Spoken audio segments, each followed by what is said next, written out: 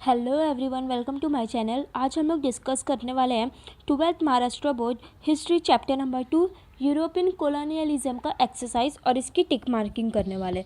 सो आ जाते हैं page number 18 पर। टेक्स्ट बुक के पेज नंबर 18 पर आना है। या आ गए। अब क्वेश्चन नंबर 1 देख लेते हैं। Choose the correct alternative and rewrite the statement. First, Declaration of Independence was drafted by yes second B है इसका answer Thomas Jefferson.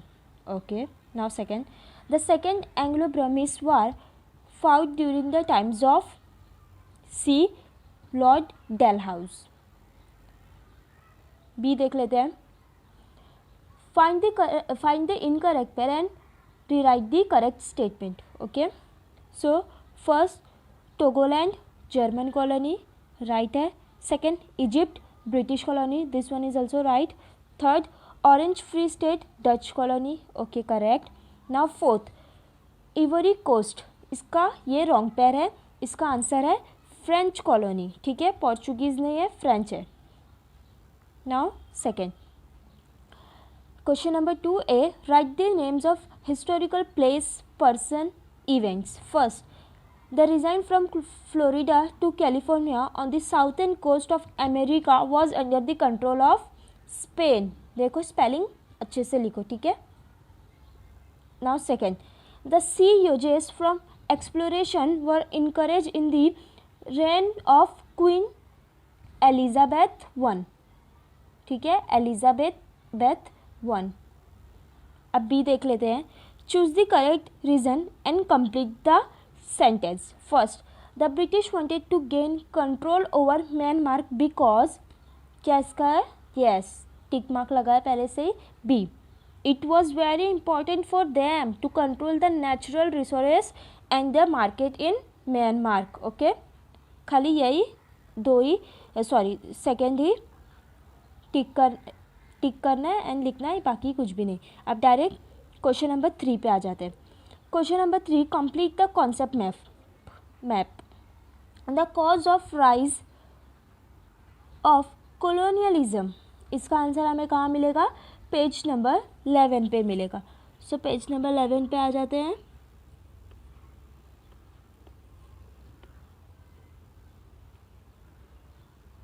Yes, page number 11 पे आ गए। अब पेज नंबर क्या 11 2.2 जो है कॉलोनियलिज्म, उसमें आ जाना है। हाँ ठीक है। अब ये जो दिख रहे हैं ना, causes of rise of colonialism, इसमें से जितने भी दिए हैं इसमें से कोई भी 4 लिखते हैं। हमें दिए एक्स्ट्रा है, इसमें से आप कोई भी सिलेक्ट करके 4 लिख सकते हो। लेकिन फिर भी मैंने ये जो टिक करा है, देखो आप ये भी लिख सकते हो। ये मुझे इजी वर्ड्स में लिखे जो डेली वर्ड्स में यूज़ आते हैं, तो ये शायद अच्छे से याद रहेगा। So first, investing surplus capital. Second, source of minerals. Third, geographical importance. Fourth, availability of labor. ठीक है। नाउ अगेन हमारे पेज नंबर 18 पे आ जाते हैं एक्सरसाइज पर। ओके, अब question number 4, right short notes. First, nature of colonialism, इसके लिए हमें कहाँ आना है? पेज नंबर 10 पे। देखो मैंने पहले से लिख कर रखा है पेज नंबर 10।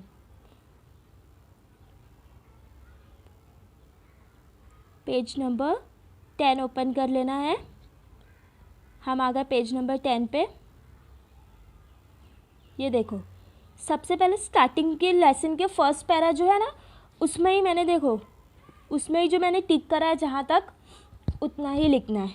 देखो मैंने लिखा है question number 4.1, the act of developed nation occupying the land of less developed distant nation and establishing their rules on the occupied country, ये पॉइंट लिखना है। एंड देन उसके बाद यहाँ से कंटिन्यू करना है। The main characteristic of colonialism is to transport the raw material from colonies to one's own country and use the colonies as marketplaces for selling their final product. Okay, now अब हमें 2.1 में आ जाना है। Same answer ही continue कर रहे हैं, ठीक है। या सो ये देखो, European Europeans reach all over the world with various intentions such as urge for adventure, to earn name, to discover unknown lands, to search for gold mines, etc. Later the trade commerce increased a great extent and the European countries began to compete with each other. अब यहाँ वापस यहाँ से continue करना है. Where the European went, they established their colony. There was a competition to gain economic, social, political supremacy among them. Extremely nationalism, feeling the racial superiority, industrialization, aggressive approach, etc.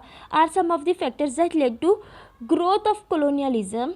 Europeans went to America, Australia, New Zealand. They found the climate of these regions favorable for them. However, it was not easy for them to adapt the climate of Asia. Despite the climate condition favorable or unfavorable, Europeans displaced the indigenous people in their own land.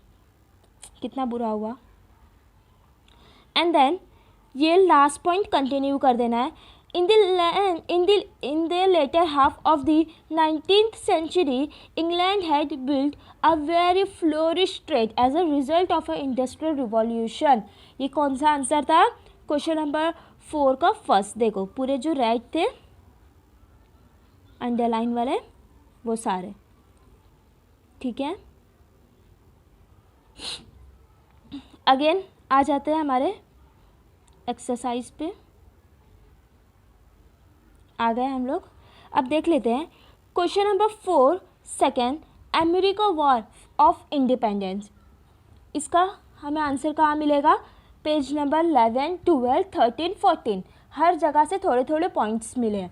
सो सबसे पहले open कर लेते हैं page number 11.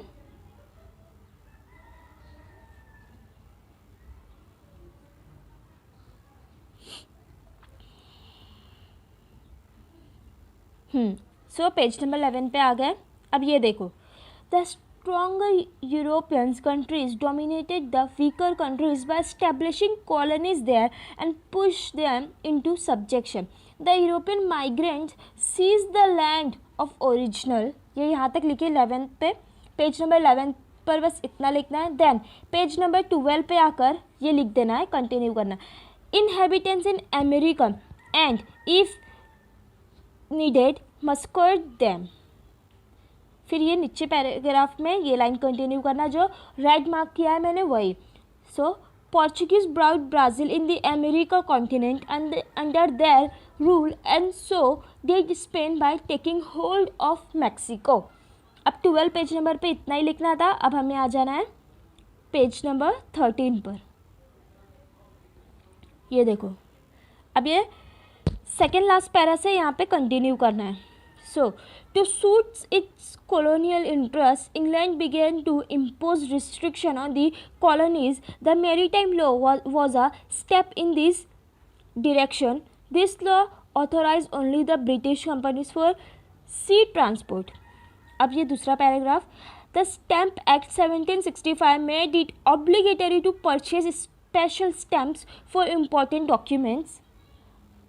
अब यहाँ पर आ जाना है एंड यहाँ से कंटिन्यू करना है. देखो, people in the colonies had started demanding removal of these restrictions imposed on them and autonomy. When the British government refused to yield to these demands, the American colonies declared boycott the British goods in 1773 as an act of resistance. The local resistance on Boston dumped the boxes containing tea in the sea belonging to East India Company. इतना लिखे, red marks, red underline. Then ये continue करना है. This event ultimately gave a momentum to the American independence movement against European powers. Now next page पे आ जाना है, page number 14 पे sorry.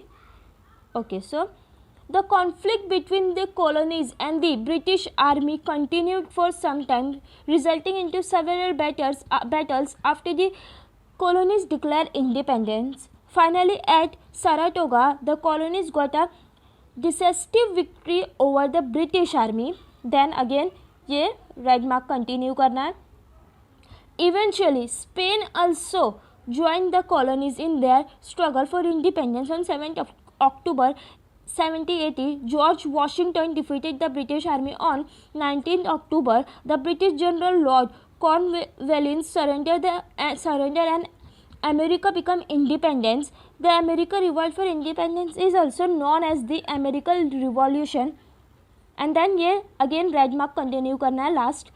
Americans proved to the world that the subject have a right to fight the rules who deny them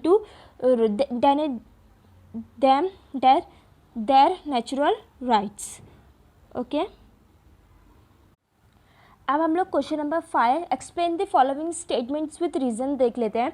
so first, the industrial revolution gave a momentum to colonialism. ये हमें कहाँ पर मिलेगा इसका answer? Page number 10 और 11 पे, but हमें पहले 11 पर आना है. सो पेज नंबर 11 पे आ जाओ सब लोग. ये हम लोग आ गए पेज नंबर 11 पर, या पेज नंबर 11. देन ये देखो 2.2 कॉलोनियलिज्म. देन इसमें जो इंडस्ट्रियल कॉन्सिक्वेंस दिया ना, ये पूरा कंटिन्यू करना है. देखो colonialism was a result of industrial revolution से लेकर पूरा easy to dominate, last line देखो, but dependable and easy to development, dominant easy to dominant तक कंटिन्यू करना है. देन इसके बाद हम अभी पेज नंबर 11 पे इतना ही लिखते हैं. देन अब आ जाना है पेज नंबर 10 पे, और ये देखो ये कंटिन्यू करना है. लास्ट पॉइंट दिख रहा है ना. There was a commercial revolution in the 15th century Europe as a result of discoveries of new lands by various seafarers. The traditional ways of commerce changed radically. European traders began to establish themselves firmly in Asia and Africa. देखो पहले page number 11 पे ये continue करना है. Then page number 10 पे ये there was से लेकर एशियन अफ्रीका तक कंटिन्यू करना है. नाउ अगेन आ जाते हैं एक्सरसाइज पे. हमारा लास्ट क्वेश्चन देख लेते हैं. Question number 5 second, European Nations establish colonies in America. तो इसका आंसर कहाँ मिलेगा हमें? Page number 11, page number 12 and page number 13 पे. सो पेज नंबर 11 पे आ जाते हैं.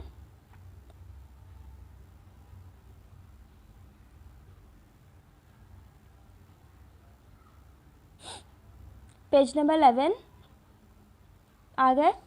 ये देखो क्वेश्चन नंबर 4 सेकेंड का भी यही आंसर था. ठीक है, क्वेश्चन नंबर 5 में भी थोड़ा बहुत सेम जी पॉइंट है. सो क्वेश्चन नंबर 5 सेकेंड, ये देखो the stronger European countries dominated the weaker countries. ये पॉइंट पूरा ओरिजिनल तक लिखना है पेज नंबर 11 पे. देन उसके बाद पेज नंबर 12 पे आ जाना है. Inhabitants in America and if needed massacred them to destroy the local kingdoms in Peru and Mexico. The original inhabitants were forced to slavery. Then यहाँ आ जाना है. They discovered old mines से लेकर American field तक. ठीक है, now ये page पर इतना ही लिखना है. अब हमें पेज नंबर 13 पे आ जाना है. पेज नंबर 13 ओपन कर लिए. देन ये देखो फोर्थ लाइन, ऊपर से fourth line, they engage, red mark, they engage the native American and the African slaves in farming. यहाँ से पूरा दे इंगेज से लेकर कॉलोनीज इन अमेरिका पूरा लास्ट तक कंटिन्यू करना है. ठीक है, ये देखो ये लिखे. देन इसके बाद ये यहाँ पे आंसर एंड कर देना है. यहाँ पर हमारा चैप्टर कंप्लीट होता है. सो होपफुली आप लोगों को ये वीडियो हेल्पफुल लगी होगी. अगर आप लोगों को ये हेल्पफुल लगी तो please do share and subscribe और लाइक करना ना भूलें. Thank you.